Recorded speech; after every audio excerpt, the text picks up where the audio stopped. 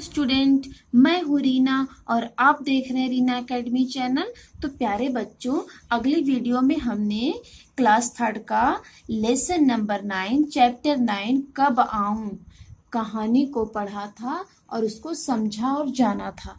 तो आज हम लोग जो है उसके क्वेश्चन आंसर और उसके एक्सरसाइज करेंगे। तो प्यारे बच्चों, सबसे पहले हम इसमें जो है उसके जो कुछ डिफिकल्ट वर्ड थे, जो इसका शब्दार्थ था, उसके बारे में आपको बताएंगे। तो ये देखिए, प्रशंसा का मतलब होता है, प्रशंसा का अर्थ होता है तारीफ, ईर्ष्या का अर्थ होता है जलन, हुनर का अर्थ होता है गुण, मंसूबा का अर्थ होता है मन की बात या इरादा, और भापते यानी जानते हुए, भापना का जानना, हिम्मत का साहस, काफी का ज्यादा अर्थ होता है, और कतई का बिल्कुल, खास का अर्थ होता है विशेष, बुलंद का अर्थ होता है तेज।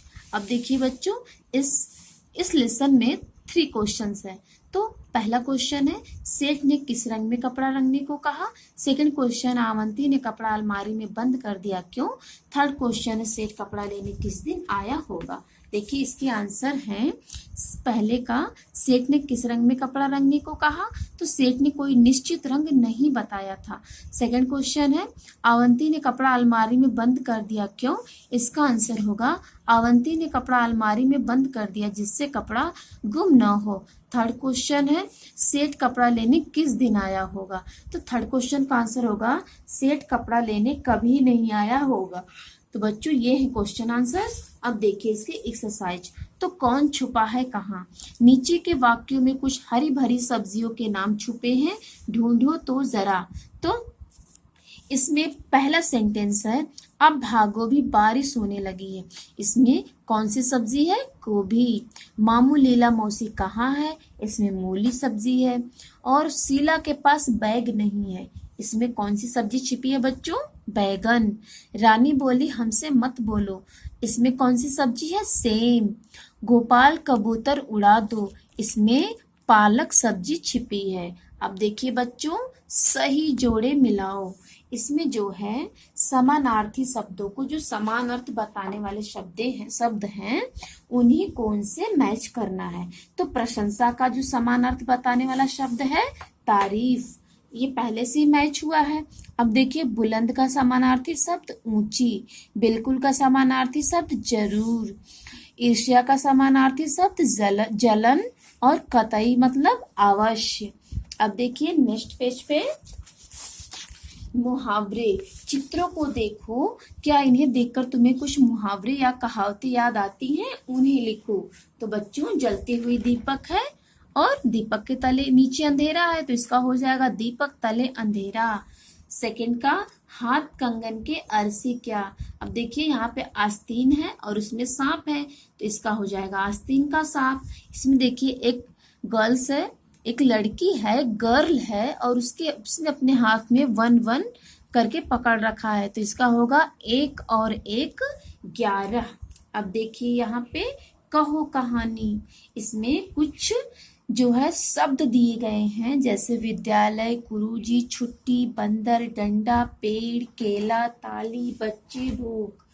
तो बच्चों, इन शब्दों को पढ़ करके तुम्हारे मन में कुछ बातें आई होंगी।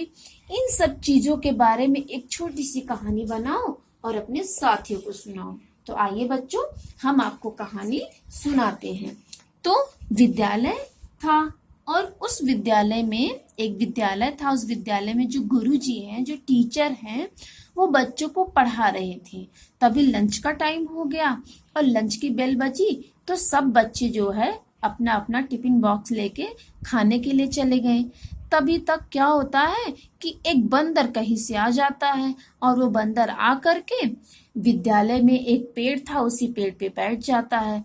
तो उसको देख करके जो टीचर थे, जो गुरुजी थे, वो चौकीदार से कहते हैं कि जाओ उसको डंडे से मार के भगाओ। चौकीदार डंडा से आता, उसको मार के भगाने लगता है, लेकिन बंदर बहुत भूखा था। एक बच्चे को लगा कि बंदर शायद भूखा है, तो उसने एक केला बंदर की तरफ फेंक दिया। बंदर ने केला उठा लिया और उसे खाने लगा। तो बंदर को केला लपक के खाते हुए देख के बच्चे बहुत खुश हुए और वो सब तालियां बजाने लगे। तो बच्चों, ये स्टोरी हो गई। अब देखिए, उछालो। एक रुमाल या छोटा सा कपड़ा उछाल कर देखो, किसका रुमाल सबसे ऊंचा उछलता है। तो बच्चों, आप सब लोग एक रुमाल या कपड़ा ले लीजिए और उसे उछालिए और बताइए और उसमें देखिए किसका रुमाल उछलता है। और रुमाल में अगर आप बिना कुछ बांधे उछालोगे तो वो ऊंचा कैसे उछाला जा सकता है। तो ऊंचा कैसे उछलेगा, आप रुमाल में तह लगा दो। रुमाल में तह लगा करके उछालोगे तब वो ऊंचा उछलेगा। ठीक है बच्चों। अब देखिए नेक्स्ट पेज पे है, रंगाई शब्द रंग से बना है, इसी तरह और शब्द बनाओ। तो साफ से सफाई, चढ़ से चढ़ाई, बुन से बुनाई। अब देखिए क्या समझे, जिन शब्दों के नीचे रेखा खींची है उनका मतलब बताओ। तो बच्चों, इसमें जिन शब्दों के नीचे अंडरलाइन किया हुआ है, जिन वर्ड के नीचे अंडरलाइन किया हुआ है, उसका आपको मीनिंग बताना है, यानी उसका अर्थ बताना है। तो पहले हम इसमें सेंटेंस पढ़ते हैं, वाक्य को पढ़ते हैं, तब इसका मीनिंग बताते हैं। मुझे बैगनी रंग कतई अच्छा नहीं लगता। तो कतई के नीचे रेखा खींची हुई है यानी रेखांकित है, तो इसका अर्थ होगा बिल्कुल।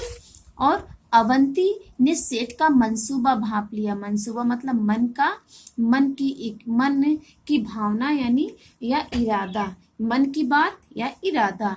मैं तुम्हारा हुनर देखना चाहता हूँ। हुनर मतलब गुण। सेठ बुलंद आवाज में बोला। तो बुलंद मतलब होता है तेज और आवाज मतलब होती है वाणी। सेठ को ईर्ष्या होने लगी। ईर्ष्या मतलब जलन। रंग के बारे में मेरी कोई खास पसंद तो है नहीं। तो खास का मतलब होगा विशेष। अब देखिए बच्चों, कैसा लगा आफंती। आफंती के बारे में कुछ वाक्य लिखी। तो यहाँ पे हमें उसके कपड़े, शक्ल, सूरत, पालतू पशु, बुद्धि आदि के बारे में जो है जोड़ करके कुछ वाक्य बनाने हैं।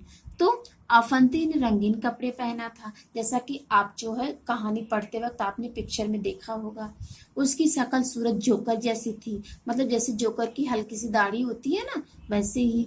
उसने एक गधे को पाला था जो उसे कपड़े पहुंचाने में उसकी मदद करता था। आफंती बहुत बुद्धिमान था। उसने अपनी बुद्धि से सेठ की बोलती बंद कर दी थी। तो स्टोरी को पढ़ के हमने इसको जाना था कि आफंती कितना बुद्धिमान था। ठीक है बच्चों। अब देखिए, जोड़े ढूंढो। जैसे दिन और दीन, मेला और मेला। तो दिन मतलब होता है डे, जो टोटल 7 डेज होते हैं, और दीन मतलब होता है गरीब। मेला जो फेयर होता है, जहाँ मेले में हम लोग घूमने जाते हैं। मेला मतलब होता है गंदा यानी डर्टी। देखिए, ऊपर दिए गए शब्दों के जोड़ों में केवल एक मात्रा बदली गई है, और किसी भी मात्रा को बदलने से अर्थ भी बदल जाता है। ऐसे और जोड़े बनाओ। देखिए कौन सबसे ज्यादा जोड़े ढूंढ पाता है। देखिए, पूर्व और पर्व, यहाँ से हमने एक मात्रा को हटा दिया है। पूर्व मतलब होता है पूरब दिशा, जहाँ से सूर्य निकलता है, और पर्व मतलब होता है त्योहार। और मतलब होता है एंड मतलब होता है और AND, और मतलब होता है किनारा। ठीक है।